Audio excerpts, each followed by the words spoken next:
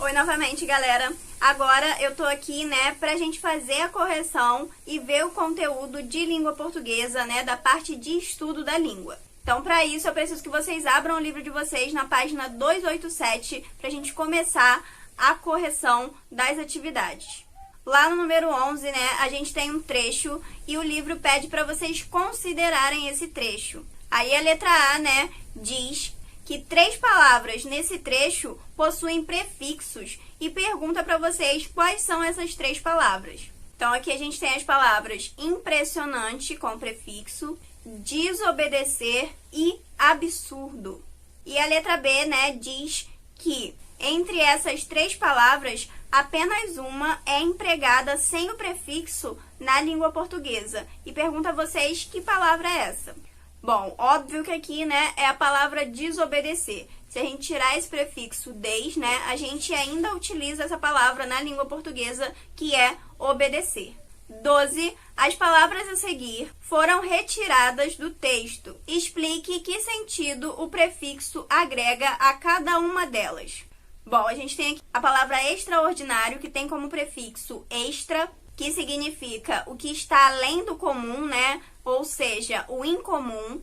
Depois a gente tem a palavra desencorajado, onde a gente tem o prefixo des e em também, né? Que significa não encorajado. Depois a gente tem a palavra insucesso, que carrega consigo o prefixo in, que traz o sentido de negação do sucesso, né? De um fracasso.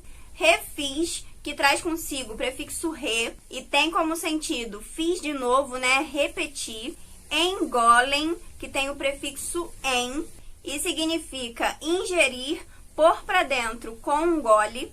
E agora a gente tem a número 13, né? Com uma tabela muito parecida, só que aqui, além do sentido, a gente vai identificar também o prefixo, né? Que é prefixo grego ou latino. Então, em ambivalência, o prefixo é ambi. E o sentido aqui é duplicidade. Em anormal, o prefixo é an e o significado é negação.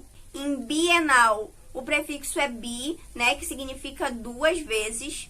Em declive, a gente tem o de, que significa separação, né, de cima para baixo. Em endovenenoso, o prefixo é endo, que significa um movimento para dentro, né, para o interior. Em hipertensão, o prefixo é hiper, que significa, né, um excesso, algo superior. Em hipotermia, o prefixo é hipo, que significa inferior, abaixo, escasso. Em justa posição, a gente tem o prefixo justa, que significa lado a lado. Em perimetral, a gente tem o prefixo peri, que quer dizer em torno de. E em vice-governador, o prefixo é vice, que significa no lugar de ou inferior a. No caso aqui, né, governador, inferior a governador, no lugar de governador. Terminada a correção, a gente vai para o capítulo 25 para a gente continuar vendo o conteúdo de formação de palavras, mas dessa vez a gente vai ver a derivação sufixal, ou seja, os sufixos. Então, lá no capítulo anterior, né, a gente já viu que são chamadas primitivas as palavras que dão origem a outras palavras e chamadas derivadas as palavras que tiveram origem nas primitivas, né, que nascem das primitivas, de uma palavra que já existe. Sabendo disso, né, a gente viu que dentro da derivação a gente tem palavras formadas por prefixos, né, mais radical, e a gente também tem palavras formadas por radical mais sufixo, ou ainda a gente pode ter, né, palavras formadas por prefixo, radical e sufixo. A gente viu também, né, que dificilmente um prefixo vai mudar a classe gramatical de alguma palavra.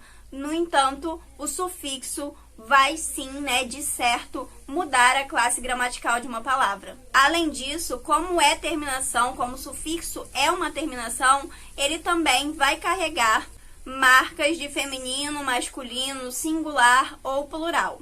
E falando sobre essa alteração de classe gramatical, né, o livro traz pra gente tabelas que demonstram, né, claramente os sufixos que mudam a classe gramatical de uma palavra. Então, ali a gente tem uma tabela de sufixos formadores de verbos, Temos também o único sufixo que é formador de advérbio, né, que é o mente, e que não serve só para advérbio de modo, como muita gente pensa.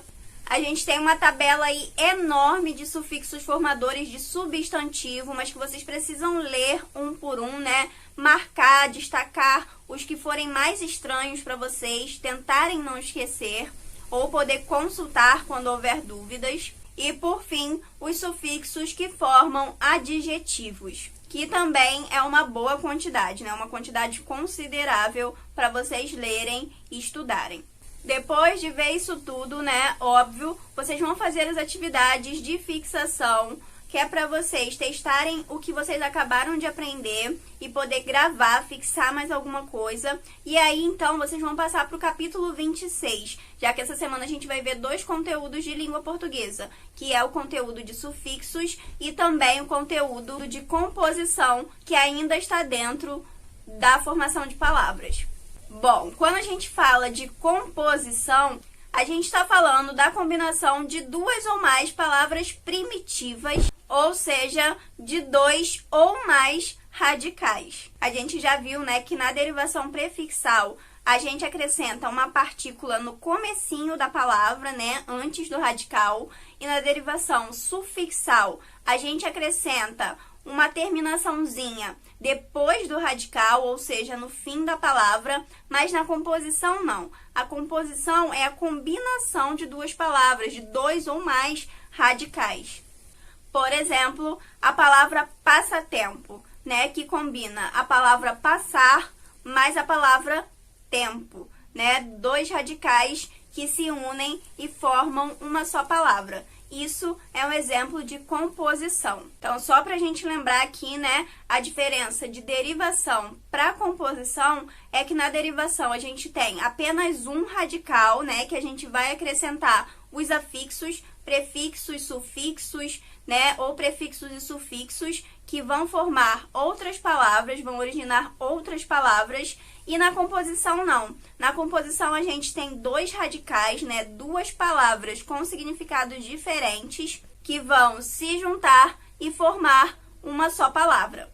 Assim como na derivação a gente tem 2 tipos, né, a prefixal e a sufixal, na composição a gente também encontra 2 tipos, que é a composição por aglutinação e a composição por justaposição. Bom, a justaposição acontece quando as 2 palavras, 2 ou mais, né, palavras primitivas ou ainda derivadas, se juntam para formar outra, mas não há alteração nenhuma no seu som, né, alteração fonética nenhuma. A gente consegue claramente ouvir o som das 2 palavras, saber que elas estão juntas ali. É o exemplo de terça-feira. Então, a gente consegue exatamente distinguir terça e feira, que as 2, né, possuem ainda o mesmo som que elas apresentam separadas. Isso também acontece com a palavra girassol. Passatempo, pé de cabra, a mesma situação. Já na aglutinação, né, acontece de forma diferente. Por quê? A aglutinação também é uma junção de 2 palavras primitivas ou derivadas que compõem uma nova palavra. No entanto, na aglutinação a gente tem perda de som, né, de uma das 2 palavras ou ainda adaptação de som em uma das 2 palavras. Isso em se tratando da palavra original, tá, gente? Então, a gente tem aqui como exemplo, né, a palavra embora, que é o em mais boa mais hora. Juntando tudo aqui, né, a gente perde esse A do boa e também o H do hora, né? Não que o H faça muita diferença aqui de som, mas o A sim, né? Então, perdeu-se e modificou, né? Se adaptou o som dessas palavras originais para formar uma nova palavra. Isso é aglutinação, composição por aglutinação. O mesmo acontece com a palavra fidalgo, que é a junção das palavras filho, de e algo. Então, aqui a gente percebe, né? Esse lho de filho some e esse e do de também some, porque esse D aqui se junta ao A.